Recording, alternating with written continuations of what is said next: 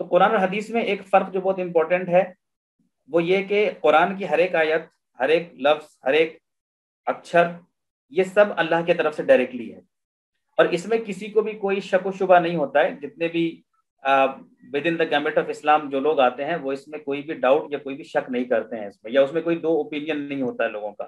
سب مانتے ہیں کہ ہاں بھائی اللہ کا کلام ہے، اور اس میں کوئی کرپشن نہیں ہو سکتا، اس میں کوئی تبدیلی نہیں ہو سکتی، اس میں کوئی غلطی نہیں ہو سکتی، اور یہ انفیلیبل ہے، یعنی اس کے اندر کوئی بھی غلطی نہیں ہو سکتی. یہ ہر سارے اسکول آف تھاٹس کے لوگ مانتے ہیں، چاہے وہ اپنے آپ کو سنی کہیں، چاہے اپنے آپ کو شیعہ کہیں، چاہے اپنے آپ کو سلفی کہیں، حتیٰ کہ جو قادیانی ہوتی ہیں وہ تک بھی مانتے ہیں کہ یہ اللہ کا کلام ہے، word by word, letter by letter. حدیث کی کتابوں میں کیا ہوتا ہے؟ حدیث کی کتابوں میں ورڈ اور ایکشن آف پروفٹ محمد صلی اللہ علیہ وسلم، حضور پاک صلی اللہ علیہ وسلم کے بتائی ہوئی باتیں ہوتی ہیں، ان کا کیا گیا عمل ہوتا ہے، وہ کیپچر ہوتا ہے. اور اتنا ہی نہیں، پھر اس میں صحابہ سے ریلیٹڈ بھی بہت ساری باتیں ہوتی ہیں کہ کسی صحابی نے کیا کہا، کسی صحابی نے کیا بات بتائی، کسی صحابی نے کیا چیز کہی. اور کبھی کبھی تابعین کی بھی کچھ باتیں ہوتی ہیں، ان سے جڑی ہوئی چیزیں بھی ہوتی ہیں. تابعین مطلب ایک جنریشن بعد جو صحابی کے. پلس حدیث کے کیٹیگریز ہوتے ہیں بہت سارے، جو آگے میں دکھاؤں گا ابھی. اس کیٹیگریز میں پھر کچھ وہ حصہ بھی حدیث کا ہوتا ہے جو کئی اسکالرز کے نزدیک جو ہے فیبریکیٹڈ بھی ہوتا ہے، موضوع ہوتا ہے، جو گڑھا ہوا ہوتا ہے.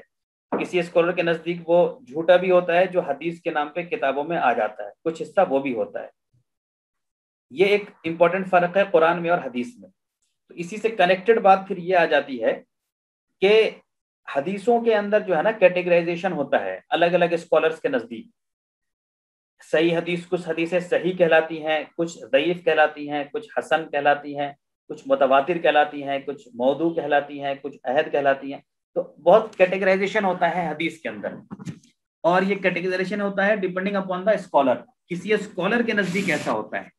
ایسا نہیں ہے کہ اللہ کے رسول نے کچھ بات کہی ہے کہ میں یہ کہہ رہا ہوں کہ یہ حدیث صحیح ہے، میں یہ کہہ رہا ہوں کہ یہ حسن ہے، میں اس حدیث کو متواتر بتا رہا ہوں. ایسا نہیں ہوتا ہے کہ محدث نے جو حدیث اکٹھا کی اس کے بعد جو ان کے پاس پیمانہ ہوتا ہے، جو کرائٹیریا ہوتا ہے، اس کی بنیاد پر وہ حدیثوں کو الگ الگ درجے میں ڈالتے ہیں. تو حدیث آپ پڑھیں گے، جب آپ ریفرنس دیکھیں گے تو کہیں بھی لکھا رہے گا صحیح، حسن، متواتر، موضوع، احد، ضعیف وغیرہ لکھا رہے گا. لیکن کیا یہ انداز قرآن کا ہوتا ہے؟ کبھی آپ نے سنا ہے کہ قرآن کی یہ آیت جو ہے یہ حسن ہے؟ کبھی یہ سنا ہے کہ قرآن کی یہ آیت متواتر ہے؟ کبھی یہ سنا ہے کہ قرآن کی یہ آیت صحیح ہے یا ضعیف ہے؟